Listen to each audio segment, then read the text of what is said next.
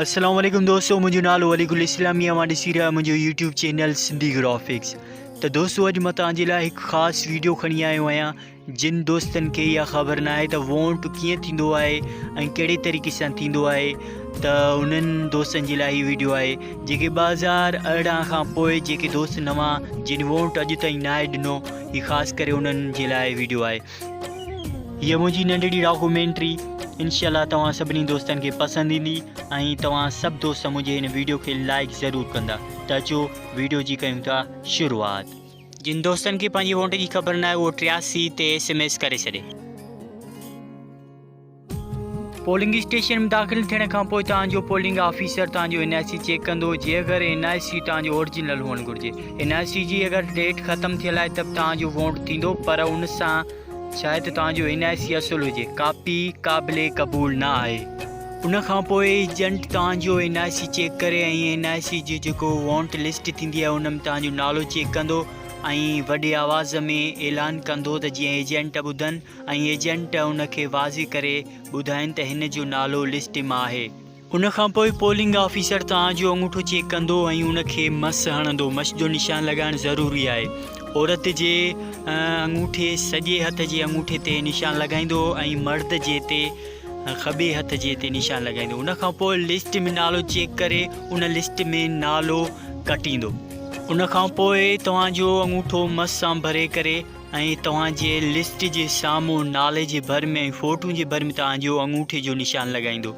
उन खां पोइ प्रिज़ाइडिंग ऑफिसर तव्हांजो NIC वठी तव्हांखे बैलेट पेपर ते अंगूठे जो निशान हणी ऐं तव्हांखे उहो पनो फाड़े ॾींदो।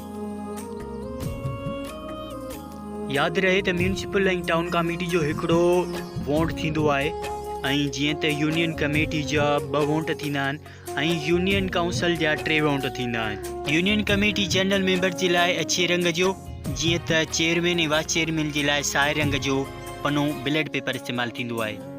काउंसिल जनरल जे लाइ अछो ऐं चेयरमैन ऐं वाइस चेयरमैन जे लाइ साओ ऐं डिस्ट्रिक्ट काउंसिलर जे लाइ आसमानी कलर जो थींदो आहे।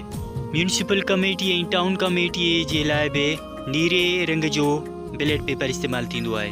प्रिज़ाइडिंग ऑफिसर खे इहे हिदायतूं आहिनि त हू तव्हांजो बैलेट पेपर ते सही तरीक़े सां रसीद ते तव्हांजा नालो ऐं सही करे ऐं तव्हांखे जेको बैलेट पेपर ॾींदो उन जे पोयां बि सही ऐं ठपो ज़रूरु हुअणु लाज़मी आहे। अगरि जे बैलेट पेपर ते ठपो ऐं सही जो निशान न हूंदो त उहो तव्हांजो वोट ख़ारिज कयो वेंदो आहे। उन खां पोइ समूरत वोट बैलेट पेपर तव्हां वठी करे ऐं तव्हांखे इहो सम्झाईंदो त तव्हां वोट कीअं करे सघो था। प्रिज़ाइडिंग ऑफिसर जी इहो ज़रूरी हिदायतूं आहिनि त उहो पंहिंजे रसीद खे मुकमल भरे ऐं उन ते ठपो हणे ऐं बैलेट पेपर ते बि रसीद ते ठपो ऐं सिग्नेचर ज़रूरु करे। जे अगरि सिग्नेचर ऐं ठपो न हणंदो त तव्हांजो वोट ख़ारिज कयो वेंदो, तव्हांजो वोट ॻणप में शामिलु न थींदो। उन खां पोइ वोटर पंहिंजा वोट खणी वोट स्क्रीन जे साम्हूं ईंदो ऐं पंहिंजे उम्मीदवार खे 9 खाननि वारी मुहर हणंदो। उन खां पोइ वोटर उनखे बैलेट पेपर खे उन तरीक़े सां वेड़े जीअं उन जी लॻल मस ॿिए उम्मीदवार खे न लॻे ऐं ख़्यालु करे त जीअं मस सुकी वञे ऐं उनखे पोइ दॿे में अचे विझे। उन खां पोइ वोटर ॿाहिरि निकिरण जे दरवाज़े मां निकिरी हलियो वेंदो। इन ॻाल्हि जो हमेशह ख़्यालु कयो त जेको माज़ूर हुजे या नाबीन हुजे या खणी बुज़ुर्ग हुजे उनखे अॻे मोकिलींदा कयो। उमेदु आहे त हीउ तव्हांखे वीडियो मुंहिंजो पसंदि आयो हूंदो, छो त हिन में काफ़ी सारियूं ग़लतियूं बि हूंदियूं ऐं मुंहिंजो हीउ पहिरियों वीडियो आहे हिन तरीक़े जो ऐं हे रिकॉर्डिंग करणु ॾाढी ॾुखी हुई।